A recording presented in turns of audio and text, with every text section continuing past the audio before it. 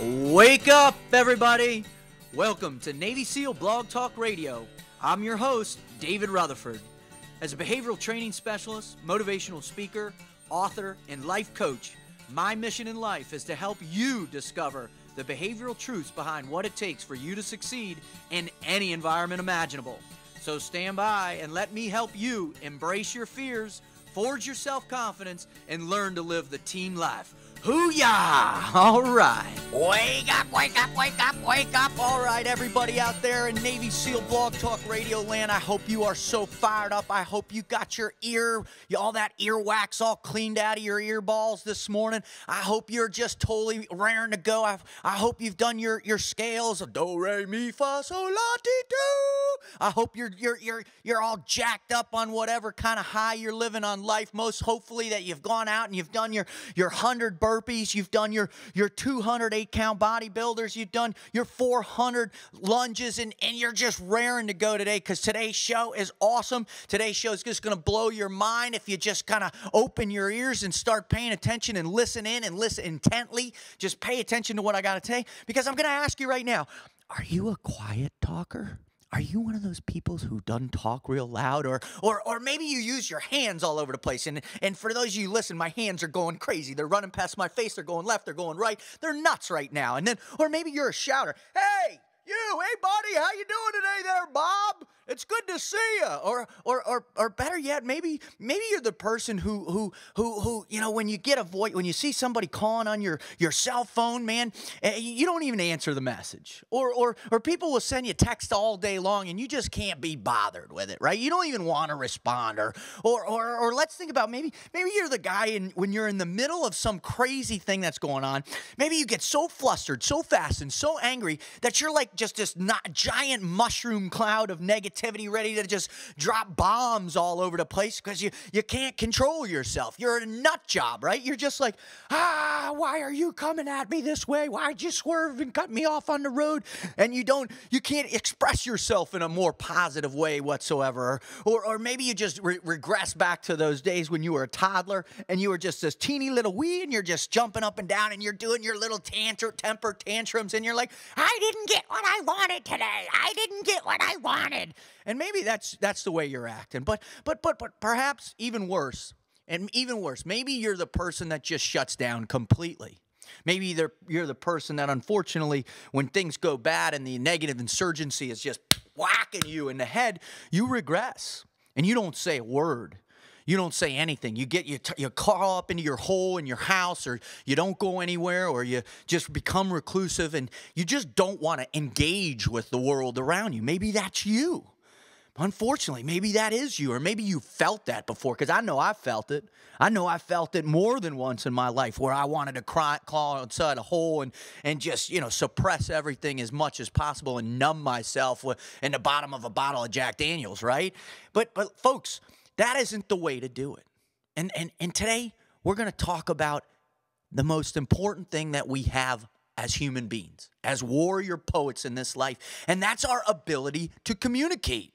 That's our ability to share ideas. That's our ability to talk to one another back and forth and to open our earballs and listen to people as they communicate with us. It's our ability to embrace people and show people our love through a hug, through a high five, through a headbutt. Whatever you do to show people that you care about them or love them, man, that's what we're here today to talk about. Today's show is all about living the team life. Mission number 3, communication. Now, folks, this is a powerful part. And in case you haven't paid attention to the last 3 shows, I give a motivational talk out there called Team Life, where I have 4 main missions that people embrace in order to live the team life. And the first one is commitment. We talked about that a few shows ago. The second one is training, and we talked about that last week. And today's show is all about communication. So I hope if you are a good communicator, you're going to learn a couple more lessons here on how we do it in the SEAL teams, or how I teach it in Froglogic.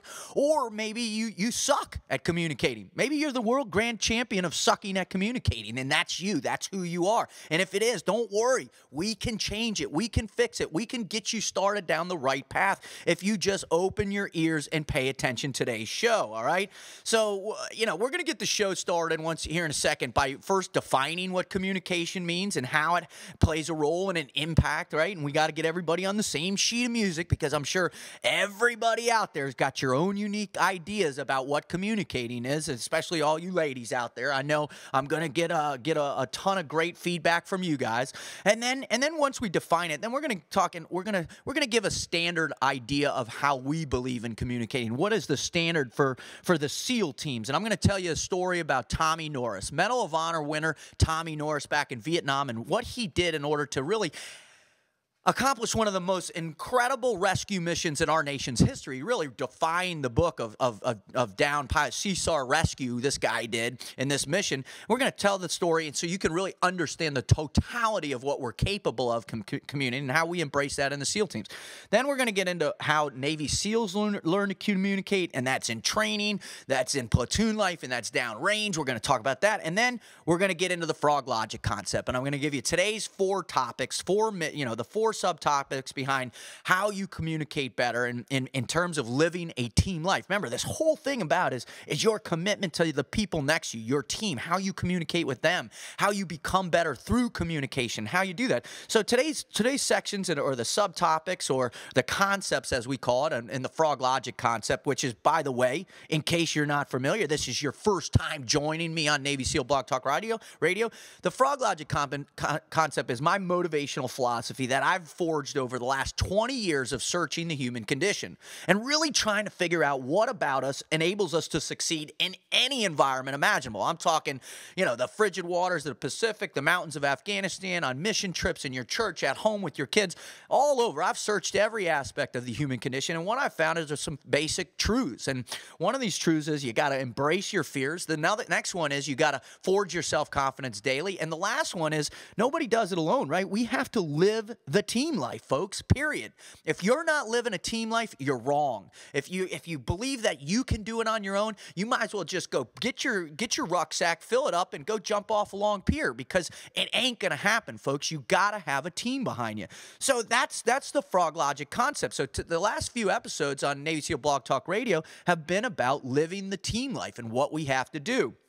Now, if you want to know more information about Froglogic, go to teamfroglogic.com. You can find all kinds of videos and blog entries and daily doses. And if you're interested in it, and it piques scratches your little itch on your head about, this is pretty good stuff here, and it's free, then you can go ahead and look me up on Facebook. I'm on Twitter. I'm on Google+, LinkedIn. I'm all over the place providing nonstop motivational entertainment for you.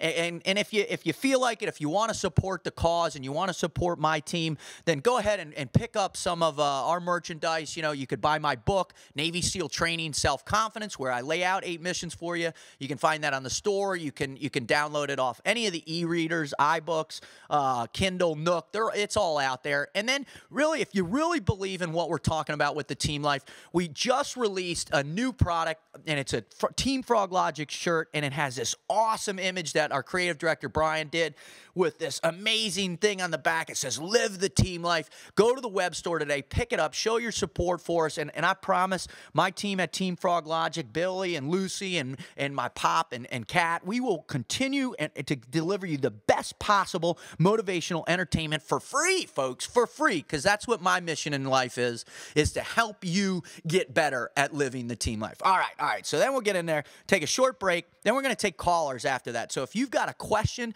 you want to ask me something on air live today about communication, call me in at 760-913-4130. That's 760-913-4130. Call me up, or better yet, hit me up on Twitter or Facebook, ask me a question, and we've already starting to get a bunch in today already, so I'm available. I'm going to ask your questions or take your calls. All right, so let's get started. I hope everybody's ready. Stretch it out. Everybody, stretch your back out. You're going to your downward dog and open your ears, because here we go, folks.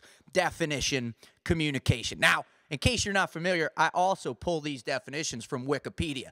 And all you Wikipedia haters out there, you need to just pack sand, because guess what? It's a great starting point. It's a source. It brings everybody on the same sheet of music so we can begin to communicate effectively, right? Right. All right. Roger that. Roger that. All right. Here we go. Ready? Communication is the activity of conveying information through the exchange of thoughts, messages, or information as by speech, visuals, signals, writing, or behavior. That's my favorite one right there. Behavior. It is the meaningful exchange of information between two or a group of living creatures, all right? Because inanimate objects don't communicate. They can say something to you, but they don't communicate, right? All right, pragmatics define communication as a sign-mediated interaction that follows combinatorial, content-specific, or content-coherent rules. Okay, Roger. Communicative competence designates the capability to install intersubjective interactions, which means that communication is an inherent social interaction. Now, that was a mouthful of marbles right there and really kind of lost me, so they didn't really communicate the definition too well on that one, but hold what you got, right? Here you go. Communication requires a sender, a message, and a recipient.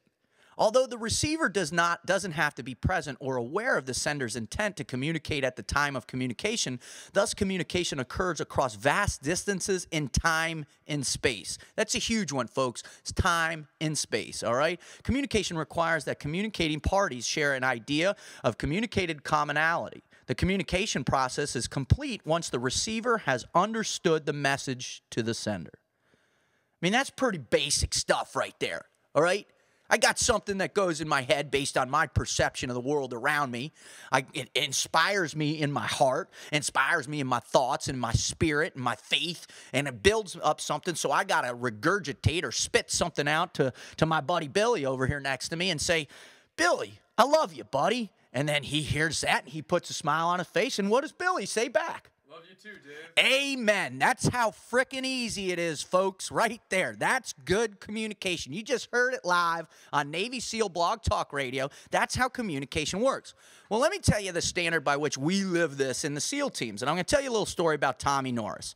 So back in Vietnam in 1972, this pilot, this Lieutenant Colonel Hamilton, got shot down behind enemy lines, and he was the most senior-ranking intelligence guy in history that had been shot down behind enemy lines. And so in the ensuing rescue attempt, a ton more aircraft went down. They lost 11 more people. 2 more pilots were on the ground, and there were a couple of MIAs as well, too. I mean, so it was a catastrophic failure in the rescue of this guy on the ground, because if the Viet Cong wrapped him up, or the North Vietnamese, they would have taken him up to the Hanoi Hilton, rotated his arms around over his back, pulled out his fingernails, given him water treatment torch like they did with all those other amazing human beings out there who survived that, and they would have pilfered all the information he had and would have been detrimental to our troops on the ground.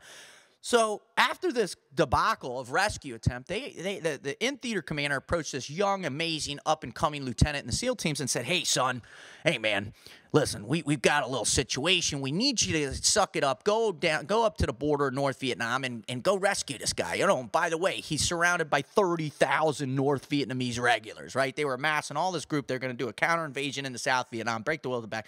You know what he said, Billy? What do you think he said? He said, Roger that. Not like, whoa. He said, well, maybe we ought to take a moment and look at it, fly some drones over there. He said, Roger that. He said, when am I leaving? So he got together his 4 best guys, and they flew up to this forward operating base where they had, you know, they were basically 20 farmers with AKs up there protecting this thing. And on the other side of this river, there's all these troops, and this guy's like in the middle of all of them, right? And so he basically, the first night, he gets his jocks up in his little camis, you know, or not even his camis, but his black pajamas, and he crosses the river, and they go patrolling, and they're stepping around, they're going around patrols, they're stepping over fires. I mean, they're surrounded by this stuff, and they're literally just patrolling with using no verbal communication whatsoever, using hand signals, and if they did talk, they were talking to Vietnamese. I mean, it was amazing, you know. They got to this one point in the river where they're supposed to pick up this one pilot, Clark. And so they're positioned there, and they're just sitting on the side of the river, and they're waiting. And they literally, he talks about hearing the guy coming along. And all this, he doesn't freak out, because all of a sudden a patrol camps out over top of him. And now, I mean, that's some hairy stuff, right? When you're that close to the enemy, it's hairy. Does he freak out? Does he start shooting to his guys? No, he controls his people by nonverbal communication. And the guy comes by, and he's in the river. He hears the guy going as he's floating down the river in the middle of the night. Do they freak? No. He lets the guy go by. The patrol kicks off, and Tommy immediately fragos his team, dumps in the water, and goes after this guy. Searches for him for a few hours, doesn't find him, no joy. Comes back, fragos his team again, waits through all night. Eventually, in the next morning, they end up coming on him. The sun's coming up. They find him under the brush. He's, the guy's shaking. He's freezing. He's been on the run for a few days, and there's Tommy Norris just like swims up to him out of the mist, right? You can imagine, right? You think about the apocalypse now, where Martin Sheen comes up out of water, right? That's Tommy Norris swimming up to this guy, and you would imagine if that were you would freak out. You would be like, ah, and start screaming, but he didn't, because Lieutenant Norris came up to him and talked him down.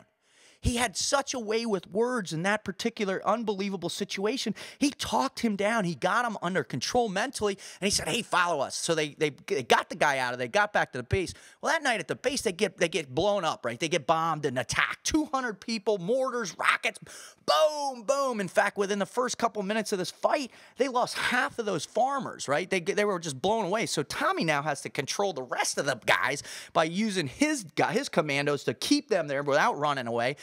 Then he repels the attack after treating his in-theater commander got fragged in the head. His senior LT on his South Vietnamese commandos got his arm ripped off by an RPG. He takes over the radio. He repels the attack, calls in an airstrike, and that was his night. And he saved the day right there. Was he done? With a like, all right, Lieutenant Norris, good job, Bravo Zulu shipmate. It's time for you to come out. Negative. He still had his objective to go. So the next night they go out again. They didn't get anything, right? They big goose egg. So they come out. They're getting jocked up. They're going to do it again. And that next night, a couple of his guys look at him. They're like, Lieutenant Norris, and this is in Vietnamese, of course. Lieutenant Norris, we don't know if we ought to look at doing this a little bit differently. He said, don't worry about it. Hey, don't worry about it. I got this. I'll go do it myself. Now think about that. Think about what that says. Think about the intense honor and integrity that a man says when he says, I will go do it by myself. The utter commitment he has to that man on the ground, who he doesn't even know, to accomplish the mission. Well, this impressed the youngest guy in his group so importantly that he looked at it and he said, well, are you really going? He's like, yep. And he goes, well, sir, if you go, I'll go. And Tommy Norris looks at this young guy and he goes, well, guess what? I'm probably going to die on this one. And he says, it's cool. Don't worry. I want to go with you. If you're going, I'm going. So think about that. Think about what his actions did in that particular moment to inspire that other human being to roger up to go into almost certain death. Powerful communication right there, folks. Pretty powerful. So they go out and they go searching. This time they went down to this village and they stole this little sampan. They get in this thing and they start paddling upriver. And luckily there's like a fog bank, but it's an American dude wearing his little black PJs and his little sampan hat going, don't look at me, don't look at me, don't look at me, right? And they go up and they finally, remember, no GPSs, no handheld, no Garmin Fortrexes, like, are we there yet? Are we there yet? Are we there yet? No, it was all by kind of nighttime navigation, time and distance in the water, knowing map studies, all that awesome stuff, communicating with your materials and understanding where you are in your environment, right? Another form of communication. So he gets up there, finally goes a little bit too far, comes back, pulls the thing over, jumps out, walks a couple meters, and all of a sudden there's the lieutenant colonel on the ground, who, by the way, was 58 years old, been on the run for a ton of days, was delirious, hadn't eaten, hadn't drank water. I mean, he's in bad shape. So he literally stumbles on this guy. And if when he tells the story, it's pretty amazing. He says the only reason he did that is because the Almighty upstairs was looking out for him that day, which is awesome, right? To feel that strength in God and in what you're doing in your life. Another form of communication, right? Pretty sick, huh? So he picks this guy up. Now, this guy, mind you, was totally out of it. I mean, lost. I mean, like, woohoo, woohoo, woohoo. I mean, he was done, right? And you would be too. So all you listening, you would be too, right? So he wraps him up, gets him all dialed in, puts him in the sampan, covers him up with foliage, and begins paddling upriver. Now, this time, there's no fog bank. So they're paddling. They come around this bend, and a bunker sees him and opens up. Right? And does he freak out? Does he lose his mind? Absolutely not. Pulls the sampan over, has his buddy engaged, keeps his lieutenant colonel in control, and he calls in an airstrike. Just like in the middle of gunfire, la, la, la, it's all right. Hey, I'm just going to chill. I'm going to stay calm, calling this airstrike, return fire.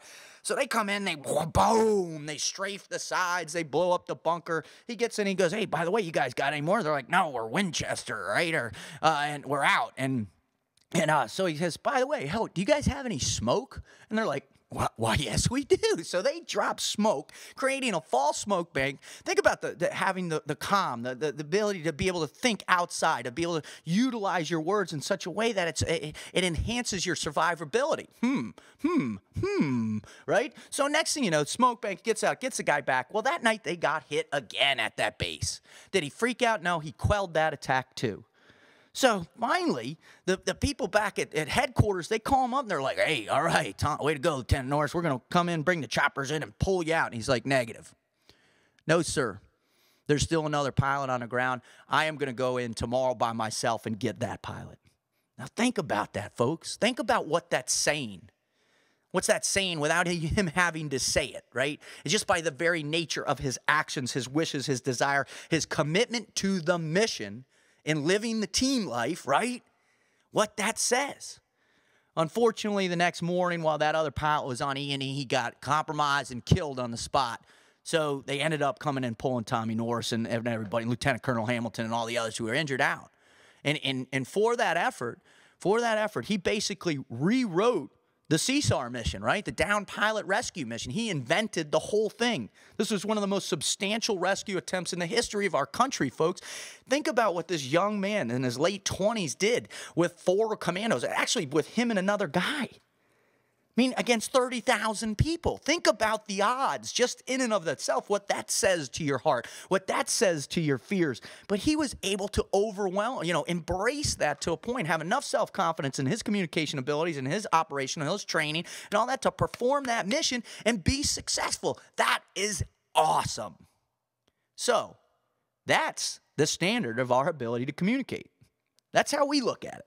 That's how we look at it in the SEAL teams right there. We just think about what old Tommy Norris did, what he was able to do, and that inspires us, folks.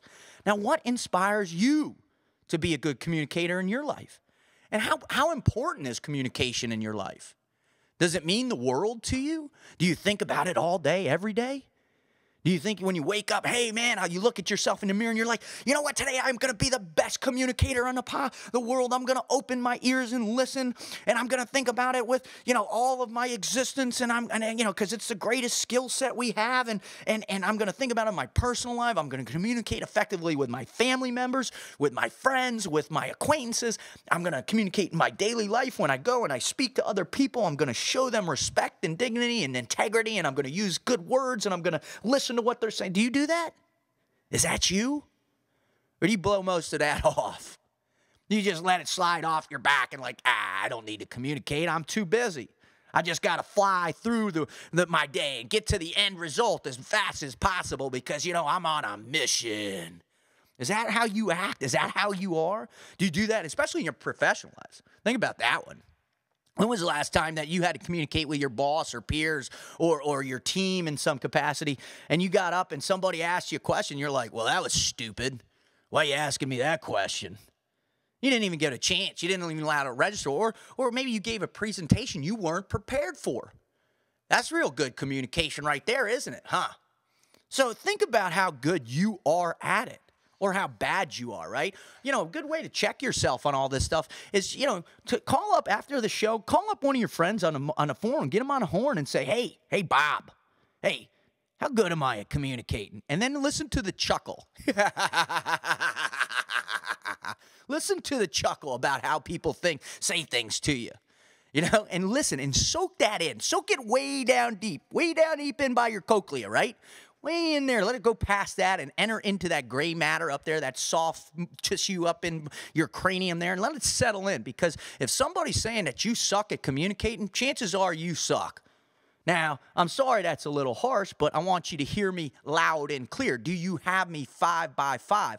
That is a way to test yourself by what other people say. And in fact, my wife, who I affectionately call the Admiral, God bless her, all the time tells me, man, just last night we had a conversation because I made some sarcastic little comment about something. And she goes, that's just not cool. She goes, I'm not your I'm not in the teens.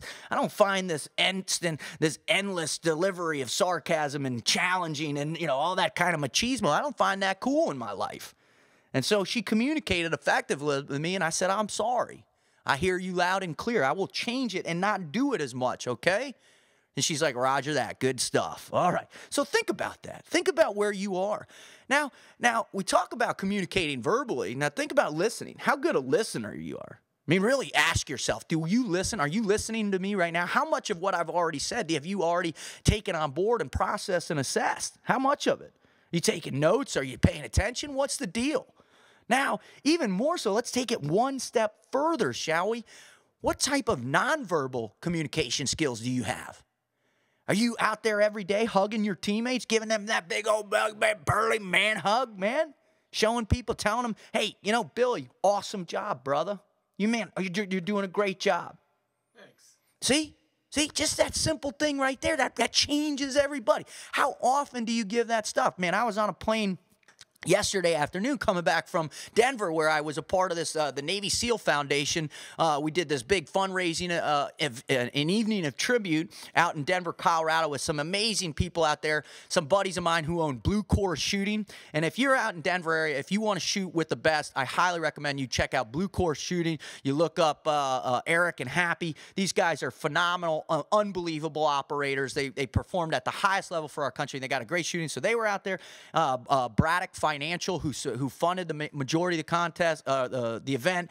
Mike Ritland from Tricos International Dog Training. You want the best dog training in the world? Tricos International, Mike Ritland, and a bunch of other just great human beings, teammates, former teammates, past teammates, Vietnam, people that were supportive, that were donating checks. I mean, an awesome event. So on the way back from that event, I'm in the airplane, and there was an older guy, had been a flight attendant for a long time, and there was a new guy in there, and it just constantly through the whole trip, I heard him, hey, man, you're doing a great job. Hey, you know, just keep going. You're doing good. You handled that well. And just that little bit, man, think about what that does. Think about that. Or just a pat on the back, you know, a little head bob, a little wink, you know. For all you right now, I'm giving a little wink. I like winking at you, all right? That's good stuff. That's communication. Now, where you learn how to be a good communicator? Where's your training from? We think just by, you know, waking up, getting out of bed, realizing we have opposable thumbs and we can take a breath, that's going to guarantee us good communication skills.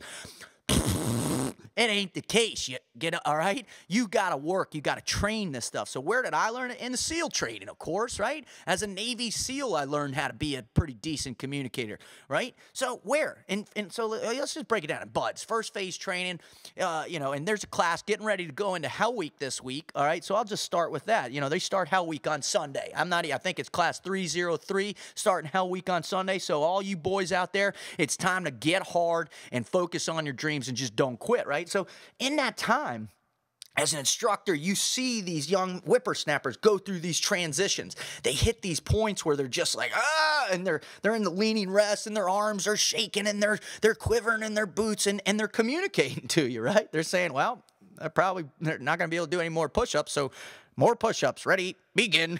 1, 2, and then they fail, and then you hammer them, or they do something wrong because they didn't pay attention to the order because they've been up for 90 hours, and you hammer them, and you give them that positive remediation, if you will, of a nice little goon squad or a hammer session. And in that reinforces something, not just the pain or the excruciating time that you've been up, the sleep deprivation or all that stuff. What you're reinforcing is their dream. Now think about that. Think about how that works. As you in your life have pushed yourself to the absolute limit, or maybe you're puking in CrossFit to get your personal record, or you quit your job to go pursue your dream, but the emotion that's involved in that stuff that wells up inside you, that's communicating with you going, and halt, that's too scary, I'm too afraid, don't do it. You know, all those loud messages ringing in your brain going, hey, you can't do this, you can't, you won't, you'll fail, all that. Think about that level of communication. Well, what does it take to overcome that? What have you done? What is the training process you've learned? And for us, it's buds, man. 7 months to hammer the fact that your dream is your own choice. You have chosen to embrace this pain. You have chosen to be cold, wet, and sandy. You have chosen to give everything you are as a human being for the man next to you. That is powerful communication. Now you jump forward and you think about let's think about the mission itself and being in a platoon where you even heighten that even more with the long deployments and all that. But you think about that, what it's like in a combat role where all of a sudden you're next to a person and you're about ready to punch in some terrorist compound, and there are people in there, and you know, this unbelievable, you know, feeling of anxiety is welling up, and you're like, oh my God, I'm the one man, and what's going to happen? How am I going to communicate? You know, but you feel that nice little squeeze on the back of you, that squeeze on your leg or your shoulder, your arm, your elbow from the two-man who's right behind you. Who's right behind you getting ready to go in life. They don't even say it. They don't whisper it. They don't have to talk to anything. They don't have to say anything. All they do is squeeze you. And you feel that squeeze on your arm, and it is the most powerful squeeze you've ever felt in your life, folks, because you know. You know in your heart. The communication of that squeeze just told you that the man behind you is willing to die for you. When was the last time you gave the one man a squeeze? Or when was the last time you were the one man and the two man in your life gave you a squeeze? When your swim buddy said, don't worry, you can do it. Or picked you up after you got knocked down and say, hey, you're attaboy, get yourself up. Or you were that stressed out mom where you had 3 kids under 4 and you're just pulling your hair out and you feel like you can't PT, you're told your time is totally, where you got your best friend on the horn and she said to you, it's okay. Don't worry, it'll pass. When have you given that squeeze, folks? When have you allowed the squeeze to come into your life? Because a lot of times you get into a point where you don't allow external help to come in. You don't allow those communication forces, that incredible team life to penetrate into your armor, right? You don't allow, because you believe that everybody around you is nuts. You believe that everybody around you doesn't know how to communicate. They don't know how to give you the proper squeeze, right? Well, I say that's hogwash, folks. If somebody is willing to give or offer and help you in some capacity, let that come in, because there are different levels of communication, right? You think about the Navy SEALs and how we have all those hand signals that you see in the danger crossing and the get fast, and hey, there's 2 guys over there like that. I got them right over there. You see them? And we're not talking, by the way, I'm talking now on the radio, but I'm doing the Navy SEAL cool hand gestures, right? How many of those do you have in your life? How trained up are you? Because there's a million ways to communicate and things in this life, but are you paying attention to all that? Are you? Because communication is happening around you. It's an omnidirectional thing. Life is omnidirectional. It's coming at you from all different fronts. The negative insurgency is hitting you at home. It's hitting you on the internet. It's hitting your phone. It's hitting you in your life. It's hitting internal in your heart and your brain and in your soul.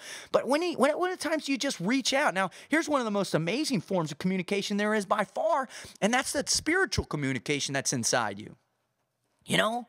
Knowing in your heart, having faith that the guy behind you is there for you no matter what, even if he's not there, even if the squeeze isn't happening, that the guy behind you is there, or you know your mom loves you, so she's there, or let's even talk about it in a bigger picture, right? That God's there and God loves you no matter what.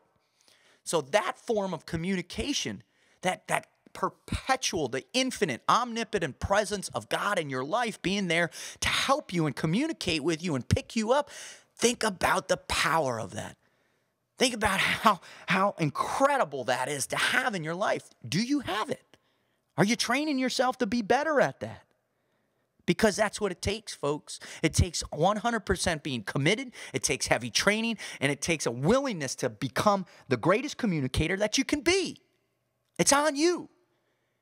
But you will mess up. But your team will help you do it. All right.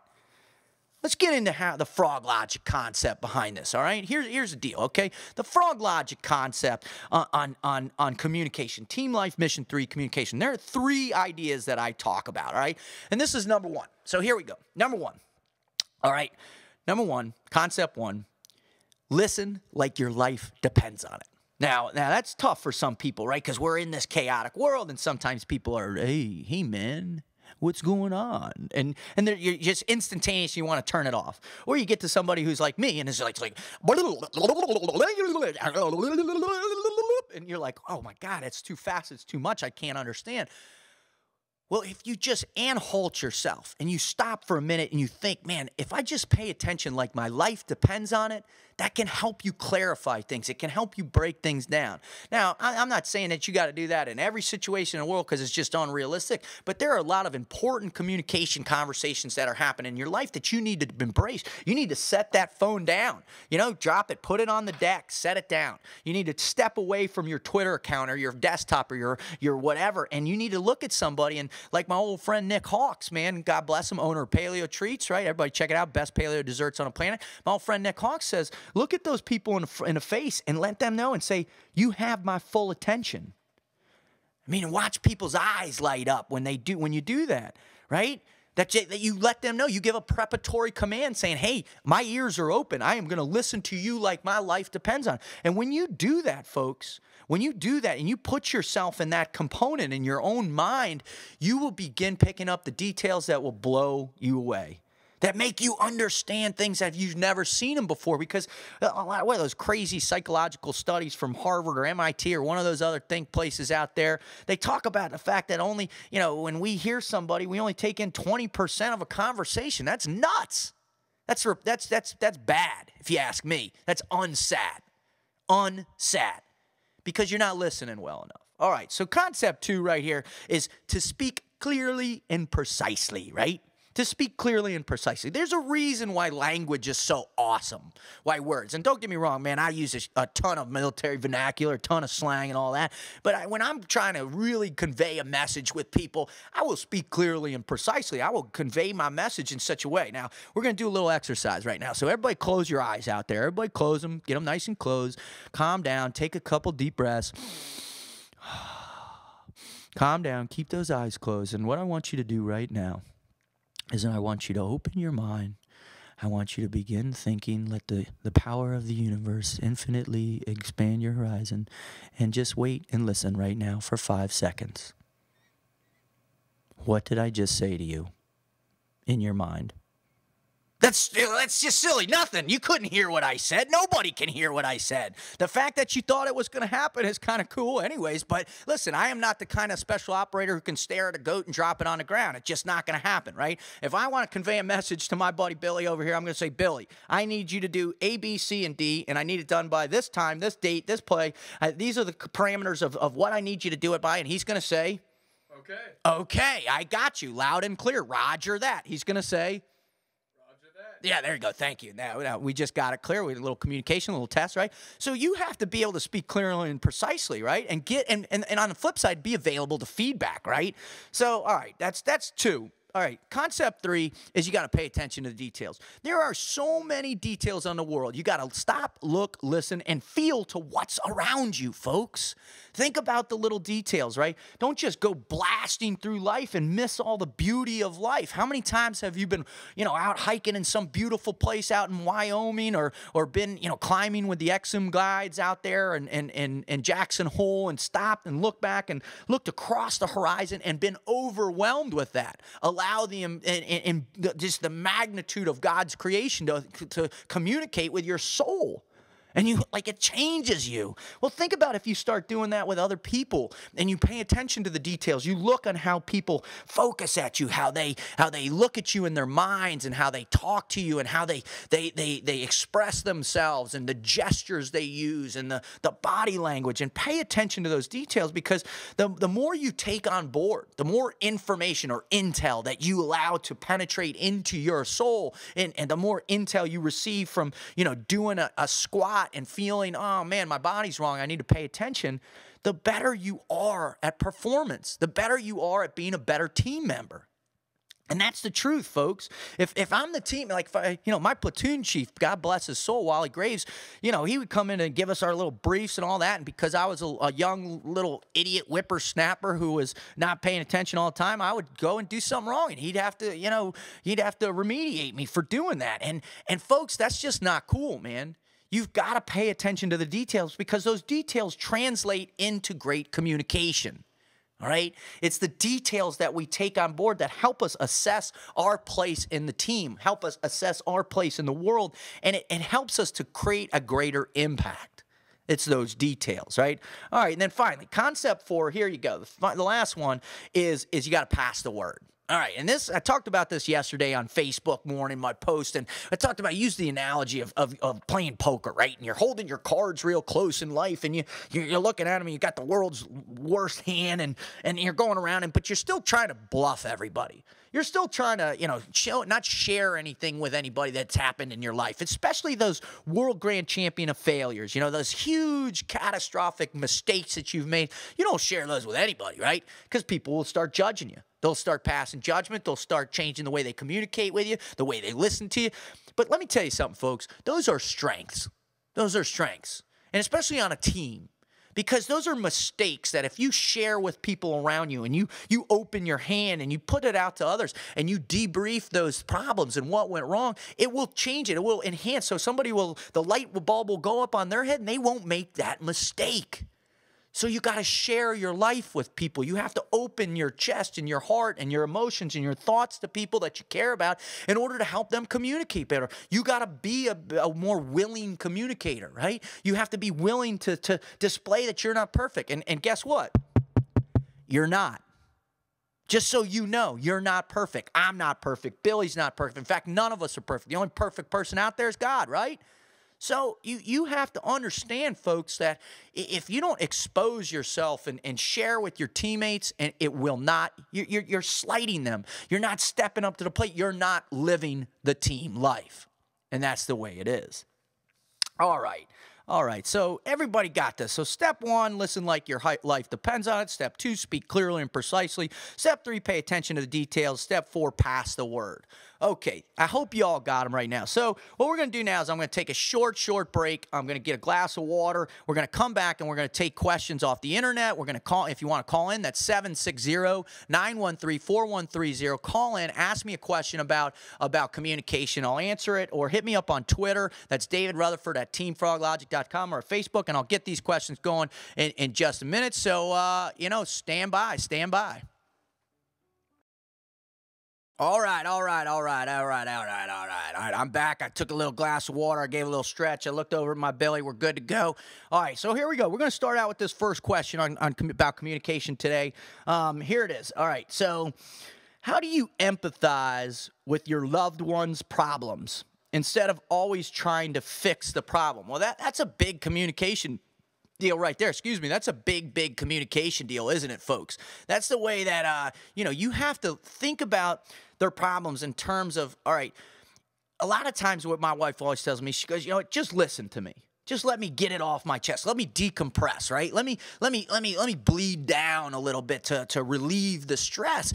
And then guess what? It's on the person really to put out there, hey, what do you ask? What do you think I need to do? And many times we automatically, we're standing at the gun, we're ready to go. I'm in I'm ready to shoot somebody's legs as soon as they start, hey, Rut, man, I'm having these problems, and this is what you do. You got to light up. I'm at fault for that all the time. The fact is, you got to stand back, let people decompress, get it off their chest, hear what they're saying, and then if they want, they will ask you. They will say, hey, listen, what do you suggest I do? And it's on them. So many times, folks, it comes down to just being a great listener. Just want to pay attention, man, because you're not living the problems. You may have some past experience in a similar fashion or whatever, but until they say to you, until they look you square in the noodle and say, hey, teammate, swim buddy, I love you. What do you think I ought to do? Just kick back and listen. Have some patience. Trust me, when people finally get to a point in their lives where they need to just drain it out, maybe they're not looking, but they'll hit a time. If they trust you and love you and respect you and respect your mind and where you're at, they will ask you for help. So just be patient with that. I hope that works for that question right now. I dug that real good. All right, so here we go. We're gonna pick up another one. I got a caller that's holding on right now. Hey, welcome to Navy SEAL Blog Talk Radio. You're on the air. How can I help you?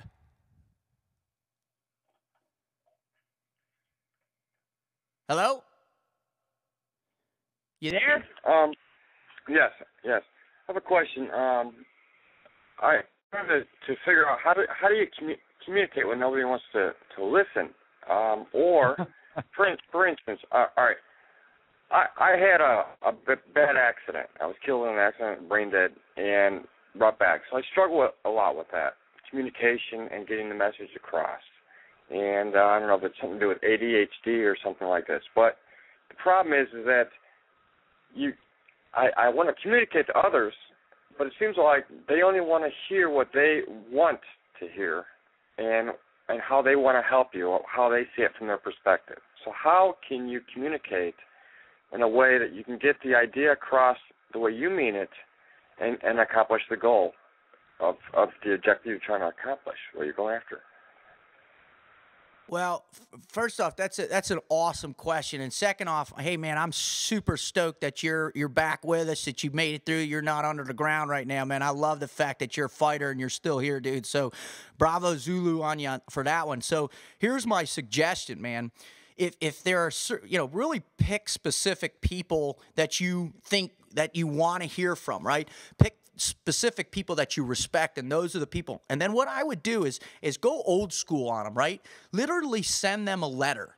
Write down a letter and send it to them in the mail and frame it out and say, hey, listen, I need your help on this right here. And that forces people to kind of slow down and to come outside their world and get them to focus on it. And then the next time, and then set up a meeting with them a little bit later. And I'm sure they will offer you, they will have time to think about it. They will have time to mull it over a little bit. They'll have it time to put it in perspective. And another thing, it's on you too. Really be as detailed as possible about what you want from them, all right, in this letter.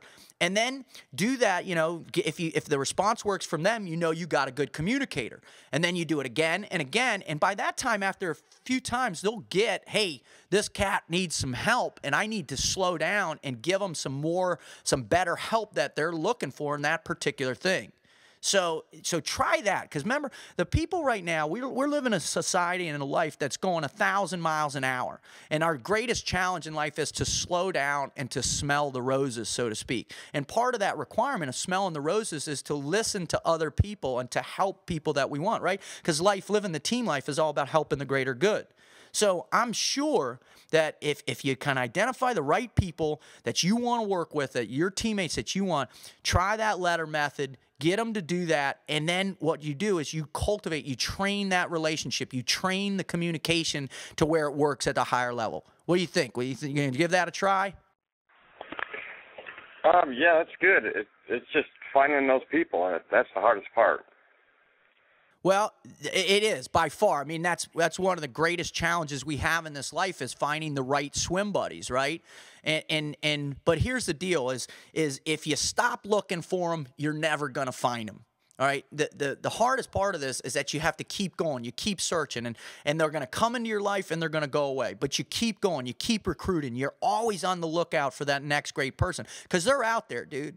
Whether it's a person that's been through a similar experience like you that you find online or in a network or in a counseling group or something, or you find something else somewhere else, they're out there and they're waiting for you. But just be patient. Don't get frustrated and find that right teammate. And try that method. Roger that? All right, brother. Take care. All right, we're going to take next caller here. Here we go. Hey, welcome to Navy SEAL Blog Talk Radio. You're on the air. How can I help you? Hello? Hello? Yep. Communication. I was just wondering, hello? Yep. I was just wondering, how do you ask for help? How do you call in for help if you need help in communicating? Well, the easiest thing is to think first before you ask for help, because a lot of times what happens in life is people they need help. They're so frustrated. You're so overwhelmed with your problems. You got all this stuff that's just, you don't know how to separate it. You don't know how to segment it. You don't know how to break it down to where you can find out where the real core problem is. And so you're in that overwhelmed state. So what I always recommend for people is you gotta, when you do reach out for help, it has to be on you that you're patient, that you're willing to wait until they actually can go through this litany of figuring out. Because remember, this is like when a person's in that state of mind and when they're overwhelmed like that, it's all their thoughts are combobulated, all their emotions are all bound together, and all this stuff's going on. So it takes time to cipher through that. So a lot of times when people do reach out and somebody does offer to help, or you are asking whether it's a professional psychiatrist or psychologist or a good friend or somebody that a mentor, be patient and let them work through the questions of what they need to know to figure out how to help you better. Okay, so just be patient and really give them the time to go through and be willing to answer all the questions. Does that help? That helps. So how do you debrief if you're overwhelmed? How do you debrief by yourself?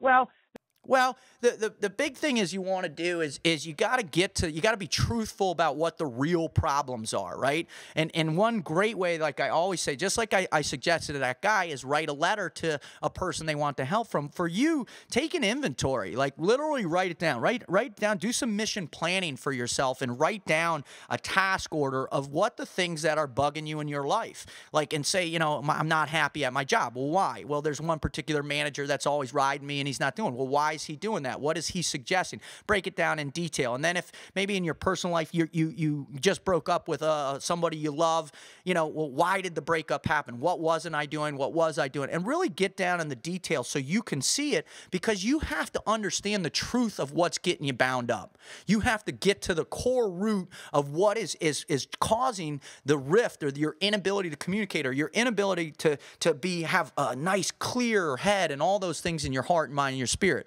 So just try that inventory right there, and I bet that'll help, all right? All right. Roger that. All right, buddy. Have a great one. God bless. All right, let's take our last caller here. Let's get it in. Hey, welcome to Navy SEAL Blog Talk Radio. How can I help you? Am I on? You're on, brother. That's good. Just so you know, when you call in, you're on hold, and you don't know that you're next. So when you say welcome to the station, you don't know if you're the next guy in. So I think that's why people. I'm sorry. Well, I'll try and figure that out. All right, brother?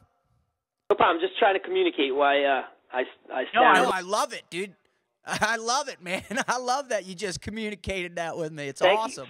So I have a very unique position in a small company. I am the director of global operations, and I fly all over the world, and I am experiencing global operational challenges that my little sleepy Midwestern company just doesn't see, smell, and taste. So when I come back and I debrief my teams about our projects, like we just had a project in the Gulf of Aden with a military unit, and they had some challenges. My team just can't get the picture. They can't get the sights and the smells, and they look at me like, hey, this is how we do it in America, and why isn't it working in, Kuwait or Saudi?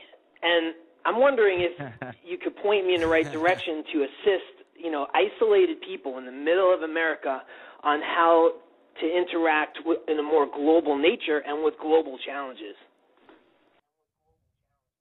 That's an easy one, brother. I used to be my responsibility. I was the intel rep in my first platoon, and really, kind of carried that along in my second platoon, and especially in my job as a security contractor working downrange and all this stuff. And that's one of the greatest challenges we have, right? Is the cultural differences and just simply the way different cultures communicate. So the first thing that you have to do, my brother, is educate, man. You have to educate, and it can't be one of those, lame kind of 100-slide PowerPoints. It can't be one of those things that you drill into the weeds of fractioning clans and this and all that. But you give a general overview. You understand, and maybe you have somebody that you can bring in from the local community that's from that area, and have them give a live introduction to the cultures, and understand that all these things happen. I remember when I was in Azerbaijan back in the day, we went and met with the former ambassador there, and he laid out this entire unique perspective about that region, and how they had, they were Persian, but at the same time they'd been under communist rule for a long time, and so there was the combination of Persia meets paranoia and all that stuff, and it really, I was like, oh my gosh, I didn't even realize that. But it took sitting down with that where I looked across somebody where I was like, wow, I know this guy knows the deal. I know what he's talking about, for it to sink in and for me to open my heart and open my operational capabilities to that perspective. So try bringing some outside sources, somebody from that particular region or country or something, have them talk to your team back here in the Midwest, and then also, give them a little cultural background, a debrief, and really try and help them understand, because I bet you're probably already doing that, but you got to do it in a way where they can see it, taste it, feel it. It can't be just a two-dimensional PowerPoint presentation, because what I've seen, and I've seen more PowerPoints than I care to remember in my life, is that as soon as that slide goes up, people click off, right? And so try those things, and let me know, hit me up online, let me know if that worked, and then if not, we'll keep going with something else. Roger that? I would respond back that I actually can do that. I can execute that. I'm willing to execute that, and I will execute that. Awesome, brother. And I can't wait to see how that worked. I've tried it a bunch, and it's worked for me in the past. So good luck, brother. Awesome, awesome. That was an awesome question, everybody. I'm going to take one quick last question from the internet, and here we go. What is a professional way to tell your slacking teammates that good grades are earned, not just given by showing up? Man, hey, listen, you tell them just like you would say it to me or to anybody in your face. You sit them down and with sincerity and not in some imposing way or you're some scolding where you're pointing your finger at them. Listen, knucklehead, chucklehead, this is the way life works. Don't do that. Just sit them down and just explain it to them and say, listen, life is hard. Life is challenging. Life is unfair. In order to really consume information, to be able to communicate and regurgitate the stuff you're learning in a more effective way that enhances your team, you have to put the time and effort in. And you do that once, maybe twice, but after that, folks, then they're on their own, right? Life is about being accountable. All right, and that's one of the greatest ways we communicate into our teams in this life is our accountability, our ability to show up, take it on board, work hard, get the job done, and drive on, Airborne. And if they're not willing to do that, then, guess what? It's time to move on. Don't sit there forever and drive yourself nuts. So I hope that helped right there. That was a great question, and you always ask great questions, so I appreciate that so much. All right, awesome. All right. So, folks, that's our show, right? We're talking about living the team life. We're talking about mission number 3, communication. We went through why it's important in your life, how important communication skills are, all that. We talked about how the SEAL teams learn it and how we can downrange in combat. And, man, there's this one old CO I had at Team 1 back in the day who came out one time and he said, listen, gents, and the whole team's out there. And he goes, I'm going to tell you some great information I learned while I was at SEAL Team 6. He goes, bombs and bullets don't win wars. Great communication does. So think about that. Bombs and bullets don't win wars. Great comms do. Now think about that, folks. That's coming from one of the most elite operators on the planet. Are you doing that in your life? Is your communication skills at the highest level? If not, embrace the Froglogic concept. That's 20 years of my personal discovery combined with 70 years of operational training and real-world experience from the SEAL teams, from the UDT. Man, this is good stuff. If you want to learn more, go to teamfroglogic.com. If you want to support the team life, buy the new t-shirt we have on our web store, Live the Team Life. You'll check it out. It's awesome. Throw a little commercial up on YouTube. But that's the deal. So if you need help, Concept 1, listen like your life depends on it. Concept 2, speak clearly and precisely. Concept 3, pay attention to the details. Concept 4, pass the word. So, folks, that's the deal right there. I hope you've enjoyed today's show. I got a ton of thanks for everybody that's out there, taught me how to be a better communicator. Most importantly, my wife, man, the Admiral, I love you to death, sweetie. You have taught me more about communication than anybody on the planet, so I owe a metric ton to you. I appreciate you. I love you, and I'm going to be a better communicator, I promise. So thank you, everybody else, for listening. And if you want to tune in next week, we're doing the final episode of the Team Life series. Check me out on Facebook, Twitter, YouTube, my YouTube channel. We got new videos out there. You can actually watch these podcasts, these Navy SEAL radio shows on YouTube. My bad buddy here, Billy, is getting those up and uploaded. We're uploading a new one today. So check those out, folks. And thank you. Thank you for tuning in. Thank you for listening to Navy SEAL Blog Talk Radio. I'm your host, David Rutherford, Navy SEAL, motivational speaker, behavioral training specialist, author, and life coach. It's my mission to help you embrace your fears, forge your self-confidence, and learn to live the team life. Oh, and one more thing, folks. Don't ever forget this, all right? I'm your new swim buddy. Let's get motivated. Ow!